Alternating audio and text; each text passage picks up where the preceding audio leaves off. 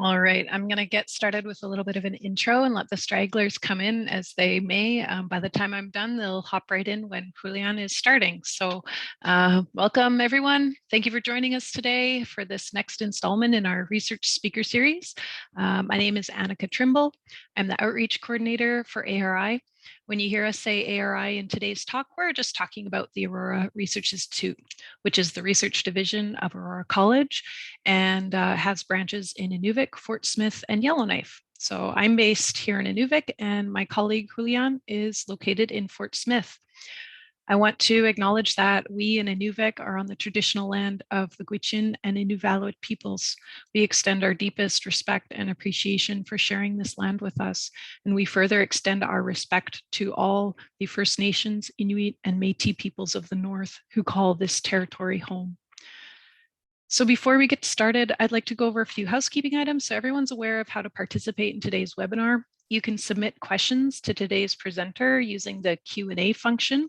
Just hover your mouse over the bottom of the Zoom window and a control panel and the Q&A button will appear. Questions are only visible to the moderator, so don't panic if you don't see it. The presenters will answer them at the end of the presentation. We're going to record this webinar and post the video on the ARI website, and I'll put the link in the chat towards the end of the talk. You can go to that site for to look at all the virtual talks we've had since COVID started us off on this route. But yeah, as far as today goes, we're really pleased to have Julian Udrobo share his work with us. Julian is the ARI Research Chair for Indigenous Approaches to Environmental Management. So with that, I'll turn it over to Julian. And yeah, great to have you guys today. Okay, thank you, Annika. First and foremost, I'm pleased to be hosting this workshop from Fort Smith, and I would like to acknowledge that we are guests in the Akaicho territory, the traditional territory of South River First Nation, Smith Landing First Nation, and the Northwest Territory Métis, and we thank them for hosting us and sharing us the land. We further extend our respect to all First Nations, Inuit, and Métis people of the North who call this territory home. Okay, I'm going to present to give you a little bit of an insight of the research I have conducted in Colombia. And I wanted to present this to you because the title is Preserving Our Ways of Life While Not Being Left Behind. Indigenous peoples are grappling with the tension of trying to maintain their relationship with the land, their ways of life, but also trying to find their way in a globalized world. And this is what this talk is about. Even though it's currently minus 30 degrees in Fort Smith, I'm going to take it to the tropics throughout my presentation. And you're going to see a lot of themes resonating with what is happening here in the Canadian North that are also happening in Colombia. And I want to for you to use this as a platform for thinking about how the issues that I will be talking about touch us all everywhere in the world. So what I'll be talking about to you about is a little bit of the reality of the Colombian Pacific coasts, what globalized change is, and how we can think about responding to it, to perspectives of living well and social well-being, and how we can design our worlds. After that, a little bit of a conceptual context. I'll give you some lessons that I learned from my work in the Colombian Pacific, and I'll share with you my main idea around my research program here in the Northwest Territories. So, the Colombian Pacific and the coastal Chocó. The coastal Chocó of Colombia is land for Afro-Colombian and indigenous collective territories. It's the ancestral land for many indigenous peoples, and it's where a lot of Afro-Colombians, people of African descent, settled after the slavery ended in the 1800s there. It's a biodiversity hotspot, one of the places with the highest biodiversity in the world, and has a long story of armed conflict, drug trafficking, and state neglect. You can only get to some of these places, even though in terms of distance is very short, either by boat or by plane. So one of the framing concepts or ideas of my talk is the double exposure, and it's how regions all over the world are confronted by climate change and globalization. So it is, I call it a little bit of a double whammy, in which people have to expect. I mean, climate change is an impact of globalization, releasing carbon, but also there are other drivers associated with globalization that put stress on the ways of life of people who depend on the land. So we have conceptualized globalized change in terms of environmental change, stuff associated with climate change and other effects. The effects of globalization, which are related to, in the case of what I will be talking about to you today, are related to industrial fishing and infrastructure development. Here in the north, you can talk about mining, and you can talk about a lot of issues related to natural resources extraction. And a topic that weaves all of this together is the historic legacy of colonization. In the case of what I will be talking to you is slavery, dispossession, and isolation. And all of this is in the face of how people respond to it, and respond to it in ways that encourage them to stay on the land and pursue their own economies and their own ways of living. It's sort of how you can talk about it from an ontological, a way of being, a struggle and force that keep people in their territory in spite of having all of these drivers pulling them away from it. So basically the question is how global disruptions manifest at local level and how people respond to this in their ways of life. And we focus on those who stay or return, those who want to stay in their territory, and what they do to make these places, their territories, places that are meaningful for them to live and work. So what people are doing to celebrate their traditional knowledge and using it as a practice to innovate and create ways that make it worthwhile to be in their traditional lands. So going into a little bit of detail, the Colombian Pacific has been affected by environmental change in terms of rise of sea level, acidification, more severe weather events. I mean, this is the year to talk about weather events if you think about what BC is facing, and that has effects on the resources. Here you can think about caribou, but in the case that I will speak to you about is fisheries and how fisheries affects fisheries in terms of the distribution of fish, their abundance, their demographic growth, and growth of many other things. These are newspaper headlines of what the El Niño effect is, Niño and La Niña effect, are doing to the fisheries down there and how it is affecting key resources, key living beings. And then in addition to environmental change and environmental pressures, you bring together the impacts of globalization. In the Pacific, that's expressed in terms of industrial fishing, in which they are depleting the oceans. There's no secret for that. And also they're associated with very negative effects such as bycatch and ghost fishing and other issues. There are also issues related to infrastructure development that bring together globalization and telecoupling. And a very important one when you're dealing with coastal communities is ports. Why? Because ports become the point of movement of resources between different spaces in the world, and do a lot of what is called telecoupling, linking two places together. And what we found in Colombia is that these are very dangerous places where misery is often found. I posted you an advisory travel from the government of Canada that tells you that you should stay away from ports because these are violent places in which you can get kidnapped and face criminal organizations. And that is true. Buenaventura, one of the main ports in Colombia, where most of the wealth of the country flows out, has 40% unemployment, and a lot of people live in poverty, a lot of them in misery. And it's also a very violent place. It's where a lot of drug trafficking happens, and the effects are awful. You can see on the screen. I won't talk about them. And with the talks about blue economy and the development on seeing the sea as the next economic frontier, it comes with issues. And this is an issue that is close to the work I've been conducting. There was a big deep water port constructed very close. We're talking about less than 10 kilometers to a national park where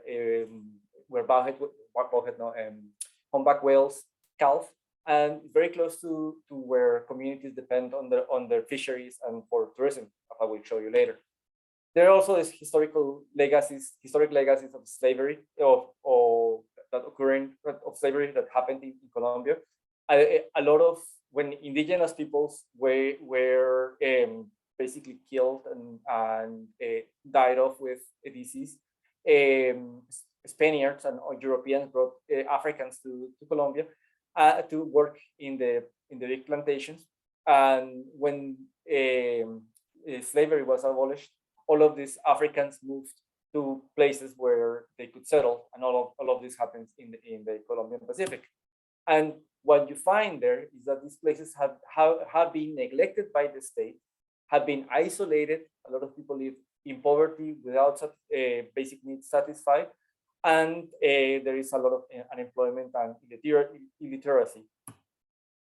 So, what are what people have done or are responding right now through governance, social and entrepreneurial initiatives to respond to their needs, desires, and aspirations is create marine protected areas, develop community-based tourism, and value chain governance in ways to pursue how to live well and to create new worlds where they are living. So, living well is one of it has emerged as an alternative to development paradigm across the global south, in which people are finding ways that the development paradigm, which we would bring people living in the global south to the same living conditions than in the global north, has been proven that fails. So indigenous and peasant communities have come up with their own ways of thinking about development. It's called alternatives to development, and basically look at how you can build places that are desirable with your own perspectives, your own ontology, your own resources. So Buen Vivir, living well, is a commitment to quality of life that transcends the material, but also addresses the spiritual, that understands communities in an expanded sense, not only humans, not only economic profit, but that relation that we have with human and non-human beings, that think about Pachamama, or Mother Earth, that respect to the land, that encompasses a social ecological systems, and encourage diverse economies, as I told you, beyond the material, beyond money. And then brings a different ways of thinking and relating with the territory.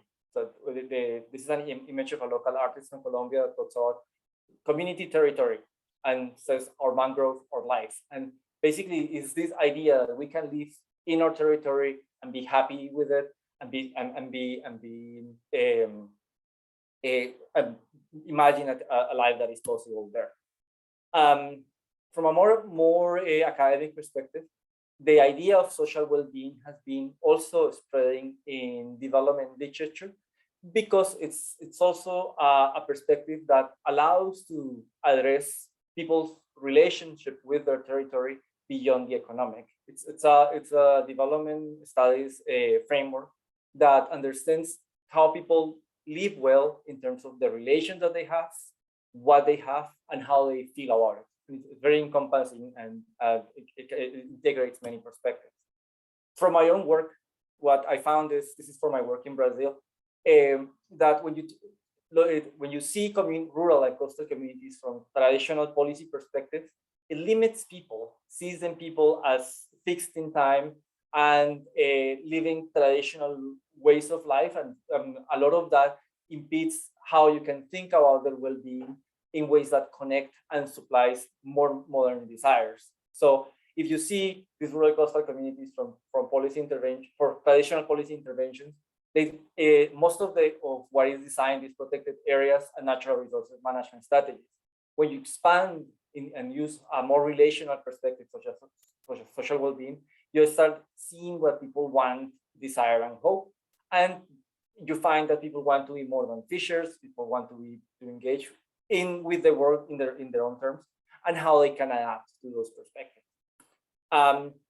So what I have found is that well-being is geographically and historically situated. It depends on your relation with the land and where you are. It's relative to gender, age, class, and ethnicity, and has trade-offs. From my work with Caizara in Brazil, a lot of trade-offs are related to access to education, access to stable jobs that force them to many times abandon the territory.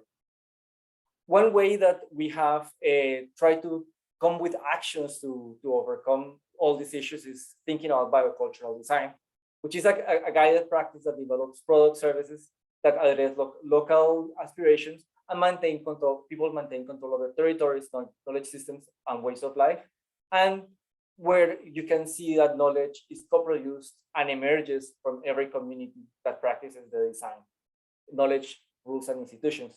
And this is interesting because it allows us to see traditional knowledge not as something that is fixed on the past, but a platform on which people can engage and create the worlds in which they want to live. It's traditional knowledge from this perspective becomes a platform to look into the future, to look into what's possible with values anchored in who you are, who you want to be, and who you feel proud of. So some aspects of this is that it's about creating the conditions for the community to self-create and successfully engage in globalized environments. It's the creativity of the traditional, that the traditional knowledge is used as a platform for looking into the future. It comes on with alternative forms of organization, and again looks at the economy as something more holistic, that is not just capitalist economy, monetary money, but rather social and solidarity economies. So I'm going to bring you, with all of this context, to the Colombian Pacific. And we are going to talk to you about continuity of ways of life and not being left behind. And what I think is very valuable about this initiative is that its governance and it transcends multiple levels. They have worked these communities to create marine protected areas in which they can continue exercising their traditional practices, yet excluding industrial fisheries that affected them.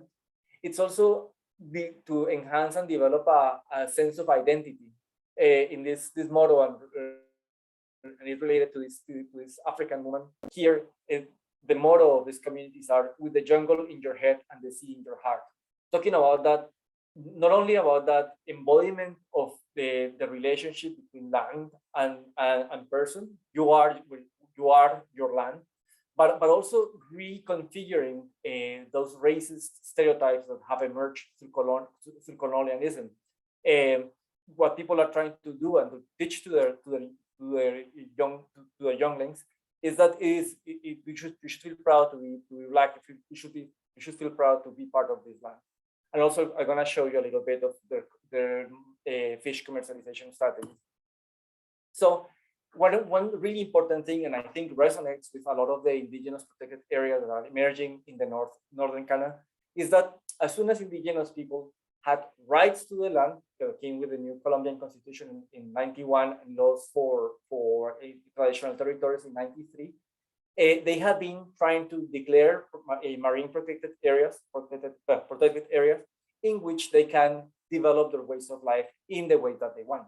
So in 2013, they developed an inclusive zone for artisanal fishing in the north part of the territory. And after that, they have been declaring special protected areas for them to ensure that they will have continued access to the territory and to their own economic initiatives. So the first thing that Afro-Colombian people did with their traditional territories, once they have rights to the land, was to protect it. And that has been the platform for the development strategy. So what they did with that is that they created limits and specific management objectives in which, on one hand, they could conserve territory, and on the other hand, they could use it sustainably. They defined what could be done through management plans, and they are now co-managing this territory with relevant environmental authorities, but everything coordinated from the local perspectives, right? So what they did, I mean, governments national governments don't want to do management because they are giving too much control to the land. So what they did was, we have this land, we have these protected areas, we're going to conserve them, but in our own terms, that we can, in ways that we can continue living off In terms of conservation, governance, and territorial appropriation, they follow the best practices for fishing. They basically banned gill nets and big seines and big industrial fishing boats. They allowed fishing that has low impact and that is conducted by them, and they impose mandatory closures to resource-intensive industries such as shrimp trawling and shallow water for seiners. They also created voluntary closures to enhance local habitats. Through I was part of the declaration of the enchantment of the mangroves, a marine protected area, and we worked together with the communities, creating their own conservation strategies, and also the enhance the participation of the recognition of the protected area by the inhabitants, creating adaptive management strategies. We have also been working in terms of understanding the role that women play in the local economy and how that fits into the management into local management. This is an example of a paper that we produced around food sovereignty, gender, and everyday practice, in which we highlight the how pivotal women are for the local economy and all of the roles in producing food, and that this was taken into the management strategy of the new protected area. But basically, following understanding where food is produced and what is the role of women, and basically everywhere you look, we call it food landscapes or foodscapes, because everywhere you look in the local territory is a place where you produce food, and that women have a very important role to play. There are home gardens that are kept around the houses where they produce fruits and spices and other food items. In the home gardens, they also produce staples like manioc and other kinds of tubers, and have small livestock, which is in charge. Women are in charge of that. And also there is types of harvesting around the coast in mangroves, where women are in charge of gathering cockles and other crustaceans. They are also a key part in agricultural production in bigger parts by assisting the more labor-intensive practices, such as harvesting manioc, like the woman is doing on the left, or preparing foods for meal. They are also key for processing foods and secondary products, such as drying fish. And we also found out that women have ways of making income to become more independent from their husbands. They are not engaged in the more money-producing activities, but they have a lot of called rebusque, a lot of livelihood strategies in which they make money to be independent, and that there is a sense of that embedded in cultural practices. These are snippets of my last project that I conducted in Colombia in 2017 and 18. And it's called Territorial that won't be left behind, remanaging planning and development in Nuki. And basically, take a look at how you can understand values of well-being in terms of peaceful living, sharing, and reciprocity in the context of development that is based on community tourism, agriculture, and fishing. And it, on one hand, is understanding that tension that there is, that adults really enjoy living there, and enjoy being fishers, but things are changing for youth, right? Because it's hard. Fishing is a hard life. They don't want that for the children.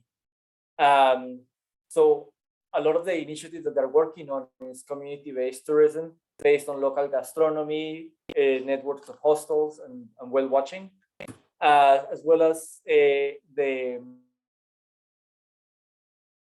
bringing up and both in terms of for home self-consumption, encouraging people to eat the food that they are producing, but also encouraging bringing it further and heavier into the local tourism strategy. So what you can see in this slide are photos of food festivals that were organized by the local community, both for tourists as well as for locals, in which the local food is being highlighted and shown as a key strategy for living well. There is also a community-based tourism networks in which locals have transformed their homes to receive tourists, and this has a two-pronged benefit. On one hand, is bringing more money to the families, but also on the other hand, it's also encouraging families to upgrade their homes to receive tourists, but when there are no tourists, they can live there. So it is a very interesting approach to improving their quality of life. I know what you're seeing is not the standard of homes that you see here in Canada, but that's the local architecture and somehow it's adapted to very hot weather and lots of humidity. Some of the work that I feel the most proud of is the dialogue around the port of Tribuga. This happened in 1918. And the base of this is that when we came to the community to understand their planning strategies and their alternatives to development, the community said, hey, we have this huge threat in the territory, and it's that they want to build on top of all of these things that we're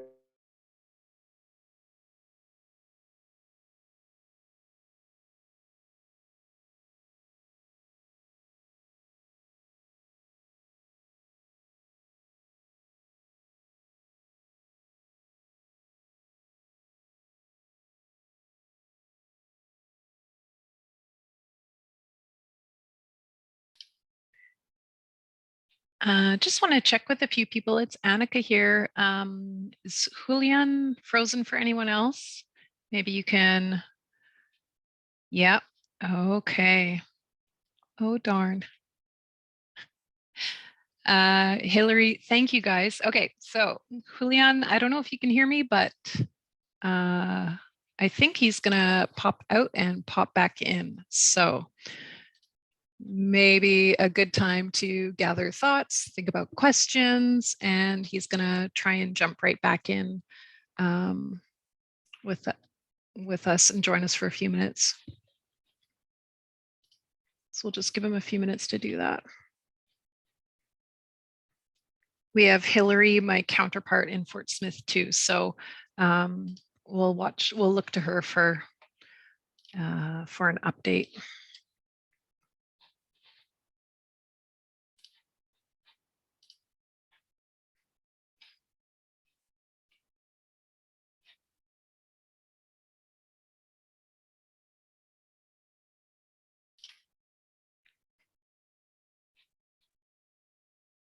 I forgot my tap dancing shoes. Otherwise, you know.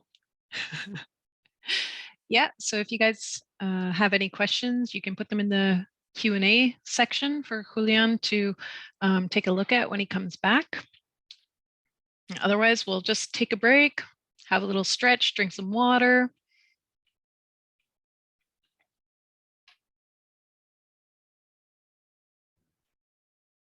Hi there, everybody. Julian has no internet at the moment, so I'm going to just pass my headphones over to him, maybe to wrap up his presentation and answer any questions you have. So just give me 1 minute on this end.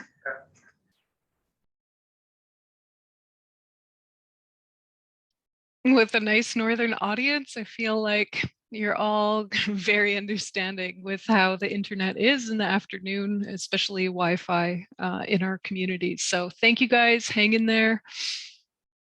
All good. Thanks, Andrian.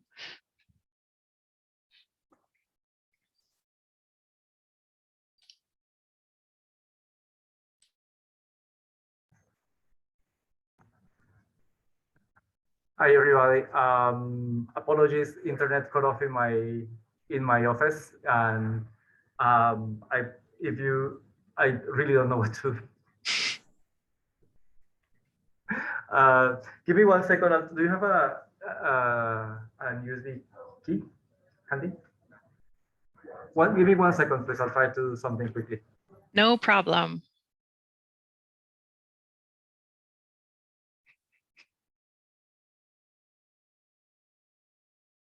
This is the time to run to the bathroom and fill up your coffee cups, you guys. Go, go, go.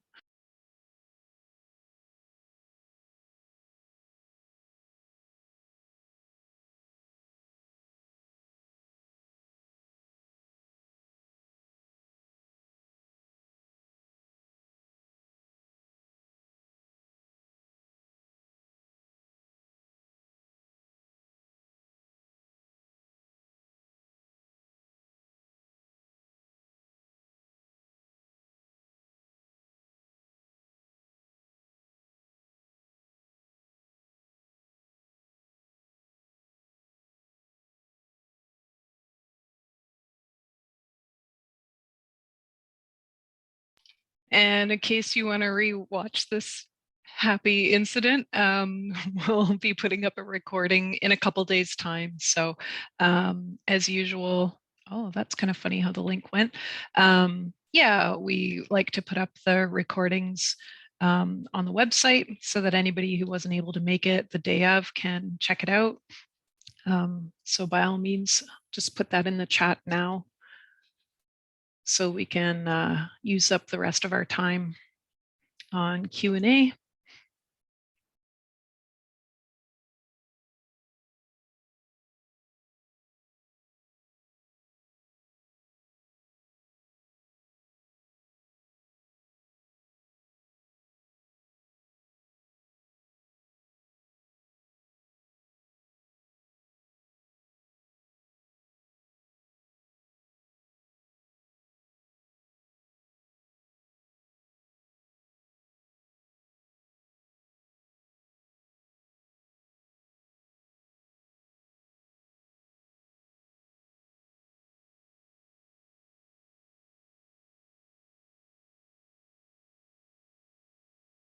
Hey, that's a good sign. Almost there, I think. I'm sure it's mild panic on that end. Doing great. Got to be ready to pivot, right?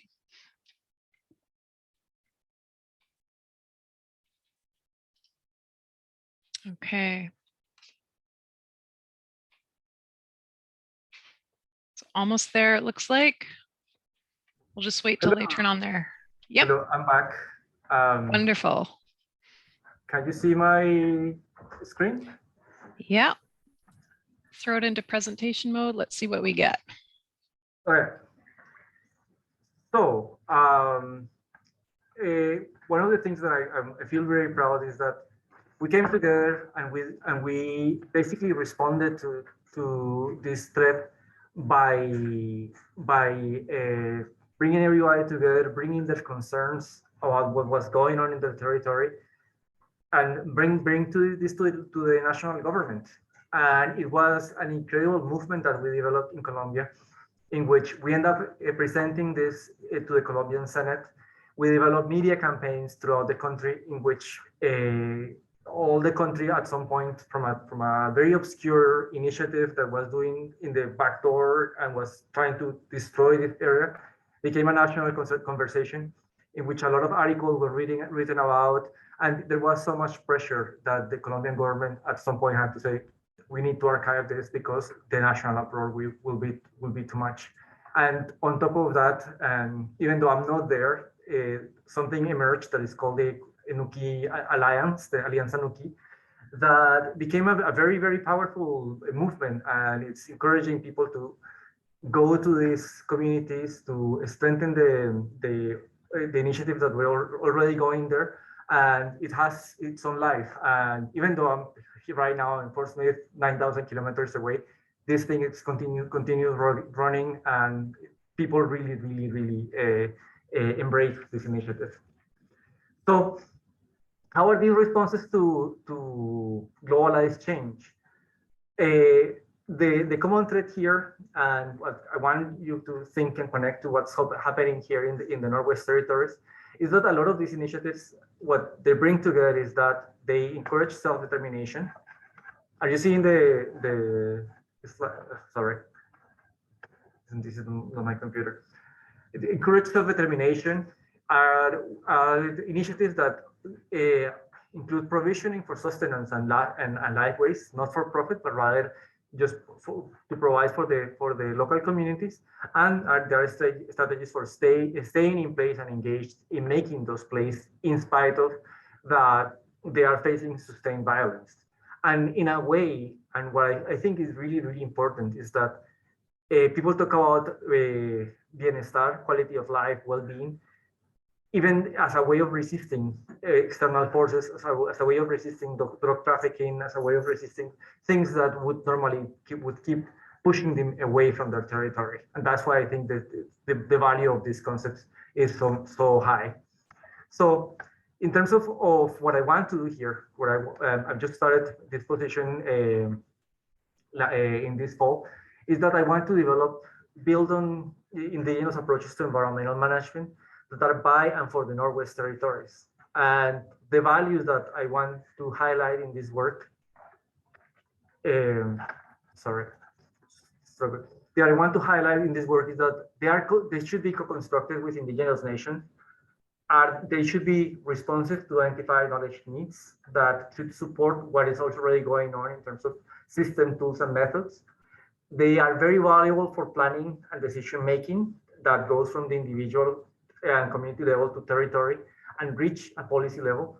And they are aligned with impacts of climate change and globalization and ensure continuity of cultural practices and traditional territories.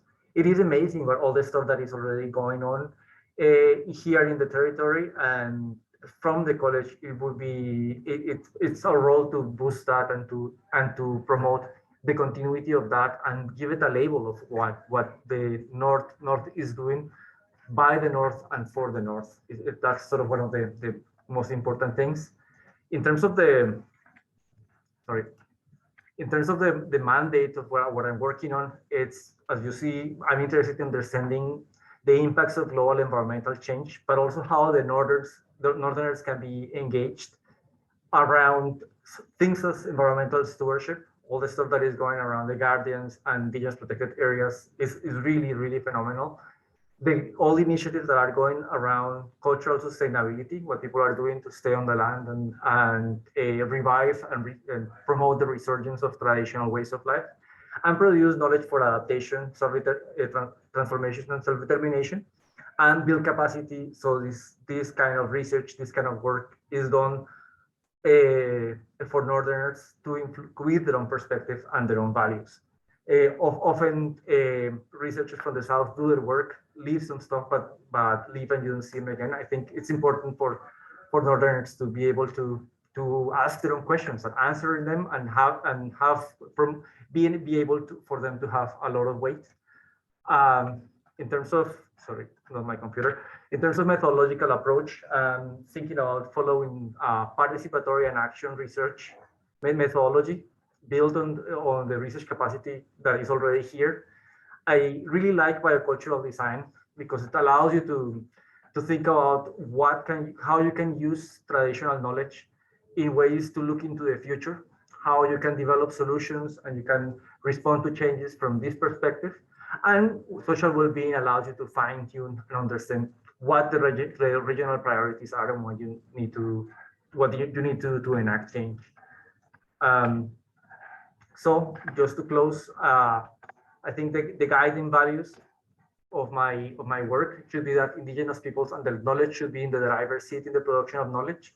They need to reassert the rights to the land, advance their self-determination, and support the conservation and resilience of social ecological systems, which is looking after environments so the environment can look after us. Masi Chow, Kujanamik, gracias. This is a photo from the team I work with from Los Andes University, where I used to work in Colombia, and also the community council association with whom we work. And I'm really, really thankful that you allowed me to share this with you.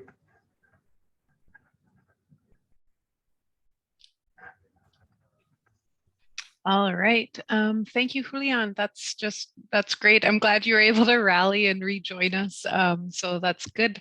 If you guys have any questions, you guys could put it into the Q&A. That's the easiest one, and then we can keep track of them. But if there are no other questions, I'll just give you guys a minute here to think and type.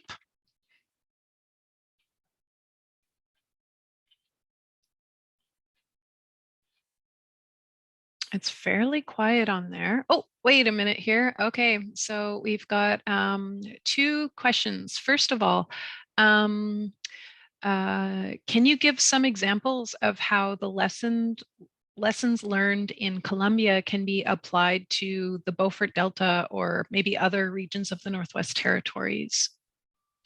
I think one of the most amazing things that are going on here are the I'm going to talk about the Northwest Territories at large, are the indigenous protected areas, because I think it's sort of following a similar pathway as what is happening in Colombia, and is that as soon as indigenous people have control over their land, what they do is protect it, and protect it in ways that they can ensure they have autonomy over what they can do on the land, but also keep outsiders at bay.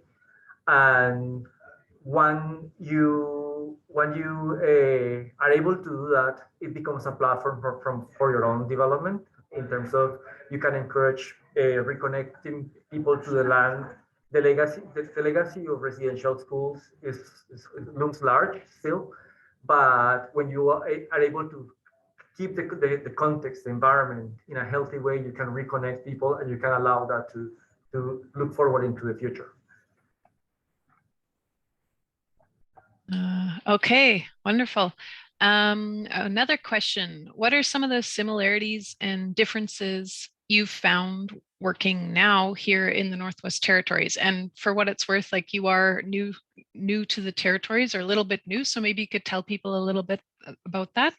So what are the similarities and differences given this new setting? The main difference is that right now here is -30. And Colombia is probably +30. No, but more seriously, in terms of similarities, I've started to work in a project with the Arctic Research Foundation around fisheries in the Great Slave Lake, and to me, it's the parallels are just impressive. I cut off a little bit of the initiative with fisheries that is going on in Colombia, and is that these communities, Nuki has no road access. So if they want to trade something, they either have to sell the fish very cheaply and in big volume to be sent by the sea in the frozen containers of boats, or they are sending it directly from the fishing spots, from the gathering areas, to restaurants in Bogota. And they are making this world-class sushi with tuna and snapper and all the wonderful fish you get there. And when I talk to local colleagues, and what's happening here is that they are trying to do the same. The fish that you capture here in the Northwest Territories is often sent to be packed and processed to Winnipeg, frozen, and it's sold throughout the Canada and the world indistinctively as fish from Northern Canada, right? And it's associated in terms of a lot of species are clumped into a single one and stuff like that. And what I found that fishers are trying to do, and indigenous fishers organization, is just to regain control of the processing plants, develop their own processing plants, and be able to sell fish that is from the Northwest Territories, that is from the Great Slave Lake, because that makes a difference in the market. People are willing to pay more, and you can link other values to that fish other than this from Northern Canada to, for example, the Great Slave Lake, a very well conserved lake, fished by indigenous peoples. All of those things are linked to the value of people doing stuff that they enjoy doing and connects them to the land and allows them to go to the land, but also the economic value of creating a competitive advantage to the products that you are producing. So we're talking about different ecosystems, coastal tropical landscapes and northern lakes, but the alternatives are very comparative and aligned. Okay, we have one more question here. One of our attendees says, "Thank you for this presentation. I missed the first 10 minutes. I was wondering if you see differences and similarities between coastal with the ocean versus coastal lake or coastal river settings."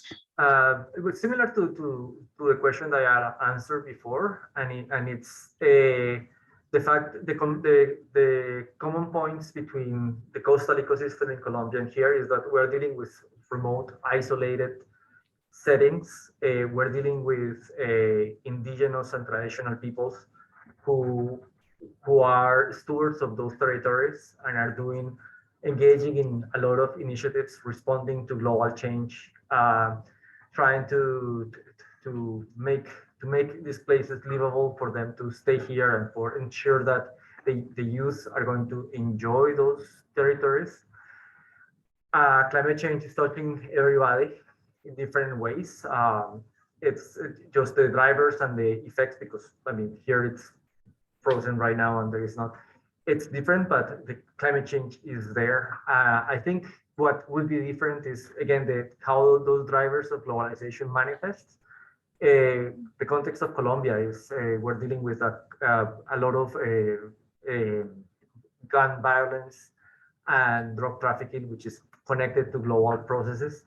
Here in Canada, you are dealing with other kinds of violence. As I said, the legacy of colonialism and residential school looms large. Those were violent processes that caused a lot of trauma. So I think in both contexts, the relations with the land have been severed, affected, but in both contexts, indigenous and local peoples are fighting to regain control of their territory and live the lives that people deem desirable to live. Okay, wonderful. I don't see any other questions. So I just want to say thank you, Julian, and it was really insightful to have you speak today. And we just want to thank to all our attendees for joining us today. I know it's a busy time of year. You guys can keep following us on Facebook to hear about our next speaker series installment, which should be mid to late January. Wish you guys all a happy holidays, and thanks for joining us today, all of you. Thank you so much. Thank you, Annika, for organizing, and Hillary for letting me use her computer. That was great. No worries. Okay, thanks everyone. Have a great afternoon. Bye for now. Bye-bye.